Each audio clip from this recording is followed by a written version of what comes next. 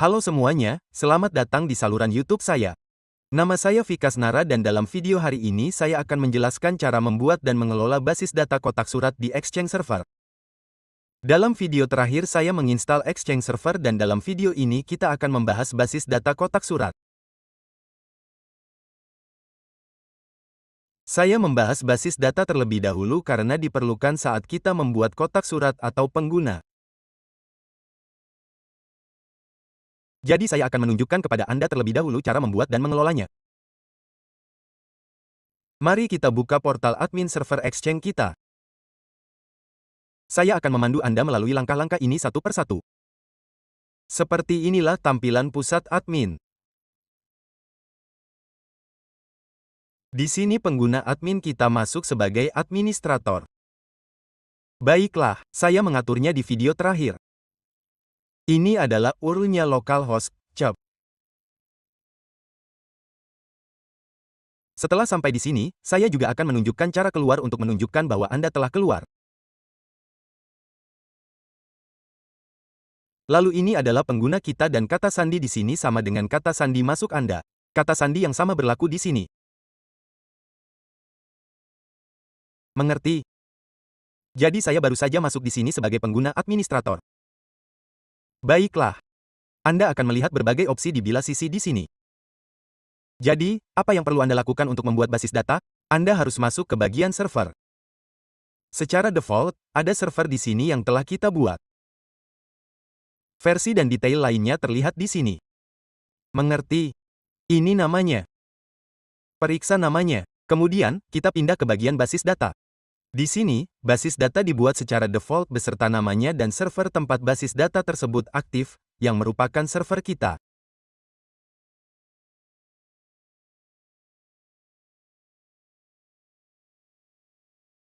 Lihat, saat kita masuk ke server kita di sini, ini adalah server kita sendiri. Baiklah, dan server dengan salinannya juga milik kita. Ini adalah server yang sama yang kita gunakan dan statusnya adalah terpasang, artinya sudah terpasang. Terhubung dengannya. Sekarang, mari buat basis data baru di sini.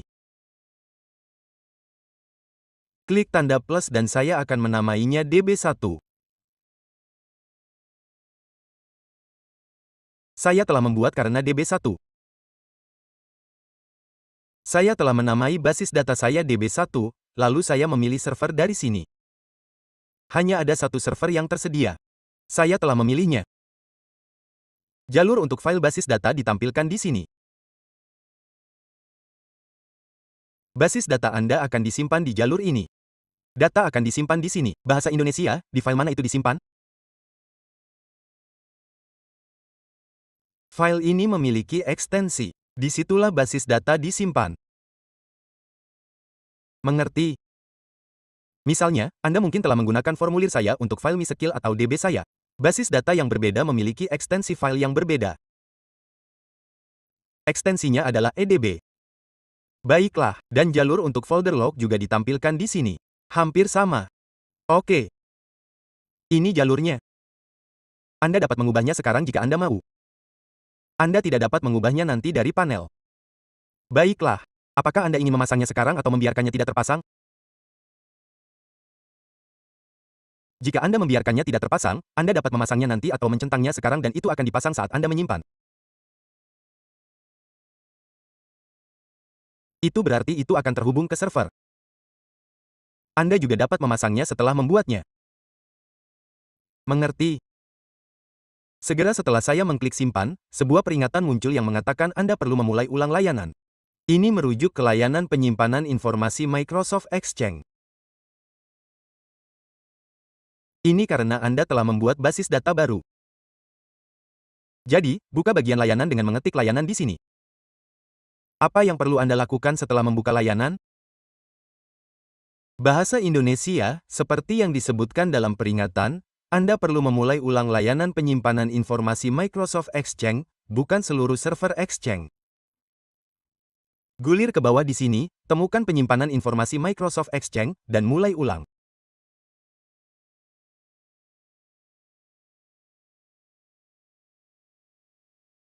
Mengerti? Biarkan dimulai ulang. Telah dimulai ulang. Saya akan meminimalkan ini sekarang.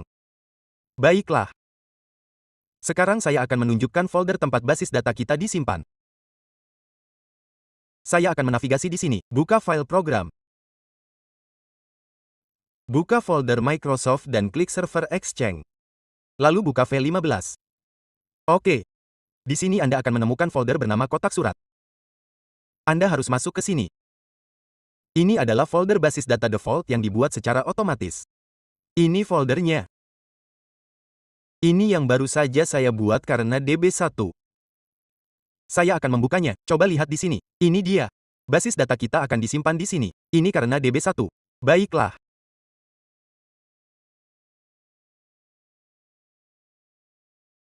Semua data kita seperti email akan disimpan di sini. Oke, dan di sini Anda akan menemukan alamat dan detail lainnya. Ini adalah basis data default yang disimpan di sini dalam ekstensi B, jadi semua basis data Anda akan disimpan di lokasi ini. Atau, selama pembuatan, Anda dapat mengubah jalur file atau folder. Baiklah, mari kita buat yang lain. Sekarang saya akan menamainya DB2 karena saya hanya punya satu server.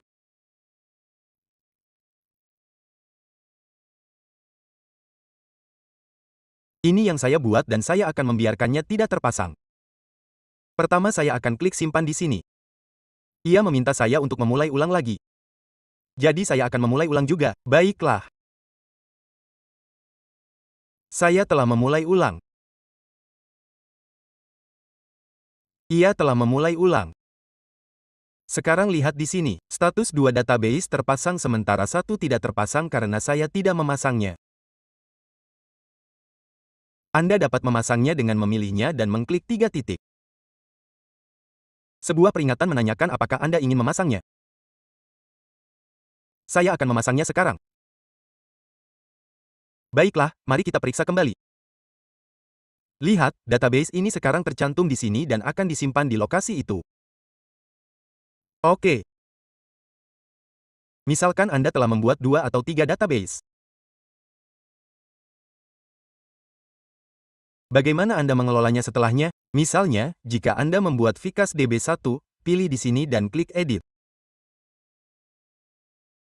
Jika Anda ingin menghapusnya, cukup klik tombol Hapus. Mengerti? Jika saya ingin mengeditnya, saya akan klik Edit. Apa jalurnya di sini? Kapan cadangan terakhir? Status pemasangan terpasang. Baiklah. Server mana yang terkait dengannya? Selanjutnya, buka tab pemeliharaan. Di sini, pemeliharaan diaktifkan selama 24 jam. Anda dapat memilih penerima di sini untuk memutuskan email mana yang akan menerima pemberitahuan terkait basis data. Saat ini kami hanya memiliki satu opsi, itu adalah email administrator. Pemberitahuan akan masuk ke email itu. Misalnya, jika ada email terkait pemeliharaan, Anda dapat memilih kemana akan mengirimkannya di sini. Jika Anda memiliki beberapa email seperti untuk admin atau dukungan, Anda dapat memilih keduanya. Baiklah, selanjutnya, kita beralih ke tab batas.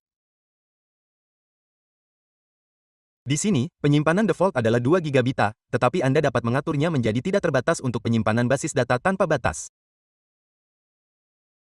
Atau Anda dapat mengatur batas tertentu seperti 2 GB, 3 GB, atau 4 GB untuk penyimpanan.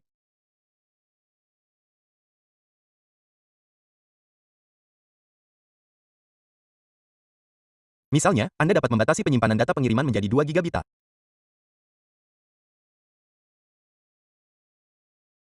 Ukuran basis data atau email yang diterima dapat diatur ke 3 GB atau 4 GB. Anda dapat menyesuaikan batas di sini berdasarkan kebutuhan Anda.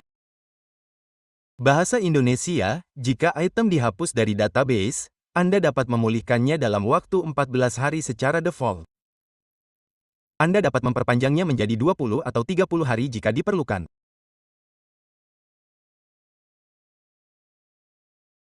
Jika kotak surat dihapus, berapa hari Anda memiliki waktu untuk memulihkannya? Anda dapat menentukan batasan tersebut di sini juga. Mengerti? Opsi pertama berlaku untuk item atau pesan individual yang terhapus. Opsi kedua adalah untuk memulihkan kotak surat yang terhapus. Anda dapat mengatur periode pemulihan di sini. Baiklah. Setelah itu, klik simpan dan OK. Anda sekarang memiliki 3 database di sini. Anda dapat membuat lebih banyak, melepasnya, atau memasangnya sesuai kebutuhan. Itu saja untuk video ini.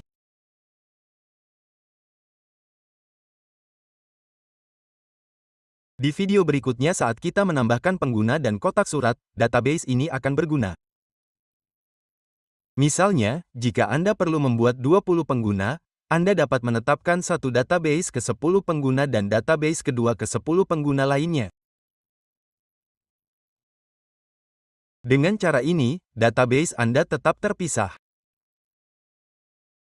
Jika ada masalah dengan satu database, yang lain tidak akan terpengaruh. Baiklah, itu saja untuk video ini. Dalam video berikutnya, kita akan membahas kotak surat. Kita akan membuat kotak surat, memodifikasinya, dan mengelolanya. Sekian untuk video ini. Jika Anda belum berlangganan saluran YouTube saya, silakan berlangganan. Dan terima kasih telah menonton.